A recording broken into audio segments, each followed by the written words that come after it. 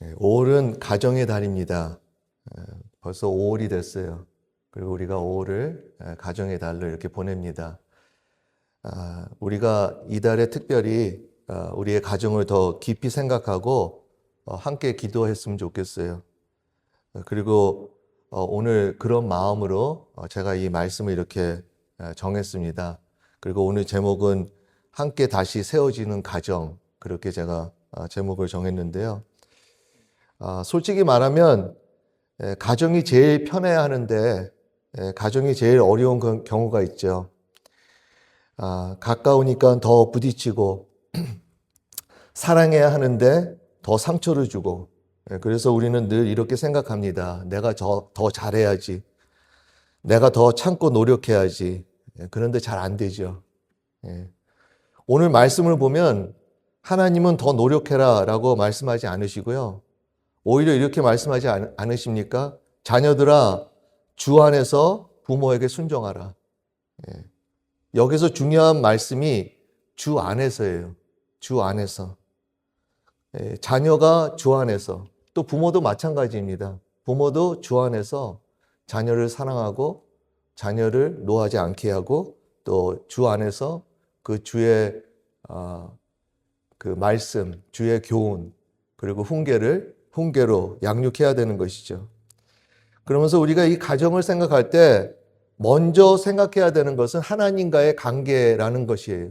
하나님의 관계가 우선순위이고 하나님의 관계로 우리는 시작해야 됩니다. 우리는 가정 문제를 사람 문제로 생각할 때가 많아요. 부모 문제, 부모가 문제가 있어서, 또 아니면 자녀가 문제가 있어서, 성격이 문제가 돼서. 그런데 오늘 말씀을 보니까 주 안에서예요. 이 말은 가정의 시작이 사람이 아니라 하나님이라는 것입니다. 하나님의 뜻이에요. 제가 목회하면서 배우는 것 중에 하나가, 하나님하고 거리가 멀어지면요, 사람들하고 관계가 망가집니다. 그거를 많이 성도님들도, 우리 여러분들 많이 경험하지 않습니까? 하나님하고 멀어지면 멀어질수록 내 가까이 있는 사람들하고 관계가 오히려 끊어지고 망가지고 그러는 것을 제가 목회를 하면서도 많이 배워요. 그래서 이 하나님과의 관계가 얼마나 중요한지 모르겠어요. 우리가 서로 간의 관계가 깨졌을 때 먼저 생각해 봐야 되는 것은 하나님과의 관계죠. 하나님과의 관계가 회복되어 있고 그 관계가 가까워지고 있는지, 그것이 먼저이고 우리가 그 우선순위를 잡아야 되는 것 같습니다. 전에 이런 이야기를 들은 적이 있어요. 한 부부가 있었는데요, 관계가 너무 좋지 않았대요.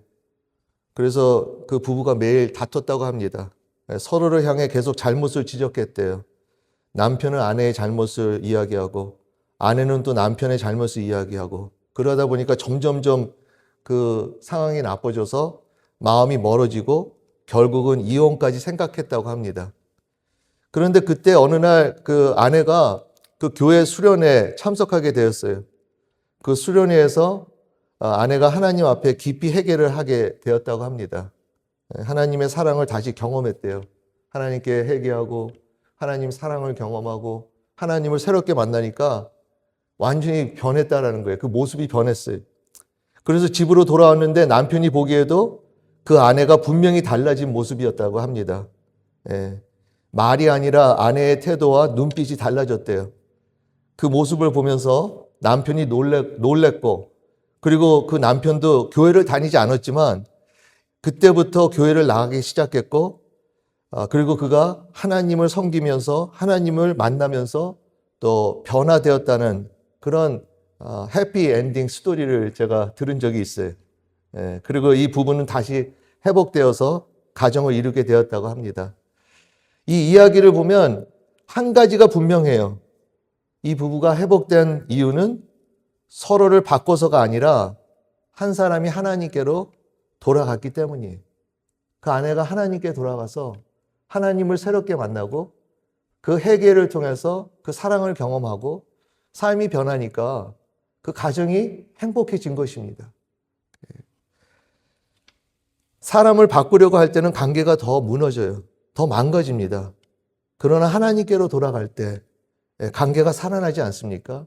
회복되는 것이죠. 이럴 때 부부만이 아니라 자녀는 부모를 공경하게 되고 부모는 자녀를 사랑하게 되는 것이, 이것은 혼자서 애를 쓰는 것보다 노력하는 것보다 주께로 돌아가는 것입니다. 그분의 사랑과 용서로 변화되어 나아가는 것이. 이번 저희가 가정의 달을 이렇게 보내시면서 우리의 가정에 문제가 있어요. 문제 없는 가정이 어디 있겠습니까? 그런 문제를 우리가 애를 쓰면서 고치려는 것보다 먼저 생각해 보셔야 되는 것은 하나님과의 관계, 그 관계 회복을 잊지 마시고 예수 그리스도를 통해서 회개하시면서 그 사랑을 경험하시고 하나님의 용서를 경험하시고 새롭게 하나님을 만나셔서 하나님의 역사를 경험하는 우리 모두가 되었으면 좋겠습니다. 그리고 계속해서 오늘 이 말씀을 보니까 이 공경하라는 말씀이 나오지 않습니까? 내 부모를 공경하라. 근데 이것은 감정이 아니라 믿음의 선택이죠. 어쩔 때는 저희가 이 말씀을 들을 때 참 쉽지 않아요. 부모가 공경할 수 있는 모습이 보이면 그렇게 할 수 있을 텐데 그러지 못하는 부모도 있잖아요. 그러면서 공경하라는 이 말씀을 들을 때 참 우리는 이런 생각을 할 수가 있을 것 같아요. 마음이 안 되는데 어떻게 합니까? 부모가 그렇게 보이지 않는데. 그럼에도 불구하고 우리는 이 말씀을 믿음으로 받아들여야 되죠. 감정이 아니라 믿음으로 선택하는 것이고 결단하는 것입니다. 그럴 때 하나님께서 약속을 이렇게 하시잖아요. 이로써 내가 잘 된다. 형통하게 된다. 하나님은 우리의 감정보다 믿음의 그 선택을 보십니다. 그리고 오늘도 그 믿음을 보셔서 우리에게 약속을 이루시고 무엇보다도 우리의 삶의 부족함 없게 넘치게 해주셔서 그 모든 것을 지키게 할 수 있게끔 하나님께서 이렇게 하시는 것이죠. 우리에게 능력을 주시죠. 지혜를 주시죠. 우리가 부족한 것을 하나님은 넘치게 하셔서 우리가 계속해서 순종하고 선택하게 하신다라는 것. 그래서 우리가 부모를 공경할 수 있는 것이, 주 안에서 우리가 선택하고 주 안에서 우리가 부모를 공경하고 주 안에서 우리가 말씀대로 할 때 하나님께서 순종하고 믿는 자를 형통하게 하시고 잘되게 하신다라는 거예요. 그런데 저는 이 말씀을 이렇게 보면서 더 깨달음이 오는 것은 뭐냐면요. 하나님은 벌써 그렇게 하시지 않았습니까? 예수 그리스도를 통해서 우리에게 미리 이미 축복하셨어요. 우리를 자녀 삼아 주셨잖아요. 우리를 구원해 주셨죠. 그리고 우리의 죄를 사하여 주셨어요. 또 우리에게 새 생명을 주셨어요. 우리에게 그 뚜렷한 목적을 주시지 않았습니까? 하나님을 섬길 수 있게끔 예수 그리스도를 따를 수 있는 이 놀라운 목적, 너무나도 축복받은 우리라는 것을 저는 좀 생각해 봤어요. 그리고 특별히 이번 주에 그 말씀 묵상 여러분들 하신 분들은 그 기억나시는지 모르는데 그 야곱이 다시 집으로 돌아가면서 그 에서 형을 만나는 걸 두려워했잖아요. 20년이 지나고 난 다음에 이제 다시 돌아오는데 그 에서 형이 막 야곱을 죽일까 봐 두려워하는데 에서 형이 야곱을 껴안고 같이 울지 않습니까? 그러면서 용서하는 그 모습을 보면서 그 본문을 자세히 보면은요, 에서가 그렇게 용서했던 것은 그가 뭐 착해져서 뭐 더 나아져서라는 것이 아니라 그는 뭐라고 하냐면 자기가 넉넉히 있다라는 거예요. 넘치게 축복을 받았다라는 것입니다. 그러니까 그가 그 야곱 그 동생이 잘못한 것을 용서해 주는 것을 보는 것이죠. 마찬가지로 오늘 우리도 놀랍게 축복을 받은 자들이에요. 하나님께서 우리의 죄를 사하여 주시죠. 그리고 또 우리에게 하나님의 자녀로 삼아 주셨어요, 우리를. 또 하나님께서 우리에게 이 뚜렷한 목적을 주시고 하나님을 섬기게 해 주시고 그 새 생명을 주셨잖아요. 그것을 우리가 깨달으면 깨달을수록 느끼면 느낄수록 우리는 하나님 말씀 순종할 수 있는 것입니다. 원수를 사랑하라. 사랑할 수 있어요. 그리고 너에게 잘못한 자를 용서해줘라. 용서할 수 있어요. 무엇보다도 부모를 공경하라. 공경할 수 있습니다. 왜냐하면 벌써 너무나도 많이 축복을 받았기 때문에. 우리는 보통 축복 생각하면은 세상적인 생각을 더 하게 돼요. 돈이 많으면, 소유가 많으면. 그러면서 그것이 없으면 마치 없는 것처럼 여겨지고 축복받지 않은 것처럼 생각이 들지 않습니까? 그런데 오늘 이 자리에서 다시 한번 우리가 생각해 봐야 되는 것은 하나님의 축복은 그런 차원의 차원보다 훨씬 넘고 훨씬 크고 하나님께서는 우리를 놀랍게 축복해 주셨다라는 것을 오늘 좀 생각해 보셔야 되는 것 같아요. 그리고 느끼시고 인정하시고 그래서 하나님께서 말씀하시는 그 말씀 순종하셔서 더 영광 돌리시기 바랍니다. 더 이상 우리는 형통하게 되기를 위해서 하나님께 순종하는 건 아니에요. 벌써 형통하게 됐어요. 벌써 우리의 삶에 축복이 넘칩니다. 우리가 너무나도 정말 하나님께서 우리를 너무 사랑하시고 너무 좋아하시기 때문에 우리는 그 말씀을 순종할 수 있고 어느 누구든 어느 부모든 우리가 공경할 수 있는 것이죠. 마지막으로 오늘 본문을 보면서 부모도 하나님 앞에 서야 한다는 것을 보게 돼요. 오늘 말씀은 자녀에게만 말하지 않죠. 여기 보니까 아비들아 너의 자녀를 노엽게 하지 말고 부모도 완전하지 않습니다. 부모도 하나님 앞에 서야 해요. 서야 합니다. 우리 여기 부모님들, 저도 부모예요. 부모로서 하나님 앞에 서야 되고, 그런데 그러지 못하고 우리가 자녀를 키우다 보면 저도 모르게 그 상처를 주고, 저도 모르게 그렇게 자녀를 화를 내게 하고 노엽게 하지 않습니까? 그래서 이 말씀은 결국 부모에게도 이렇게 말하는 것 같아요. 너도 하나님 앞에 서라.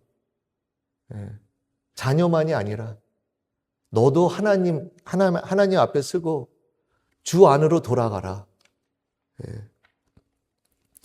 우리는 부모로서 자녀가 변하기를 원합니다. 왜 저렇게 하지? 왜 말을 안 듣지? 그러면서 이해가 안 돼요. 그런데 하나님은 먼저 부모에게 말씀하십니다.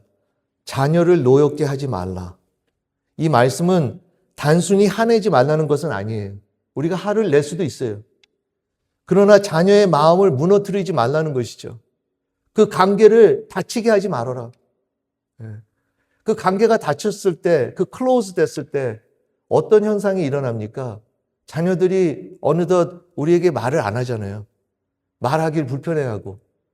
그것만입니까? 이제는 사랑의 베이스가 아니고 두려움의 베이스를 대서 혹시나 자기가 잘못하지 않았을까? 혹시나 자기가 잘못 부모한테 말하지 않았을까? 하면서 조심스럽게 하는 그런 모습을 우리가 보지 않습니까?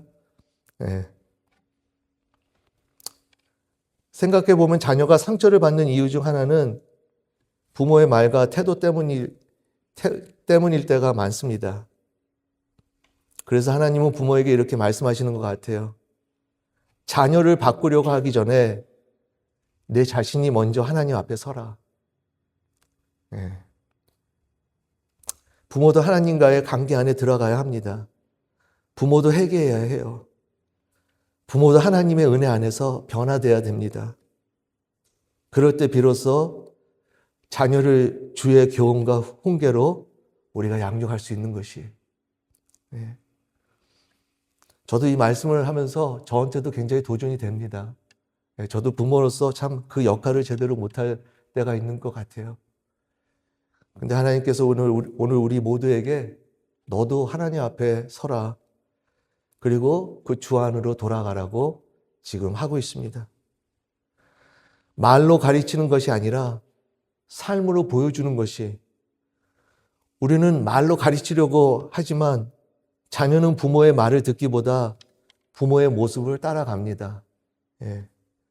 오늘 말씀을 한 문장으로 정리하면 이것입니다. 자녀는 노력으로 유지되는 것이 아니라 주 안에서 회복되는 공동체라는 것이.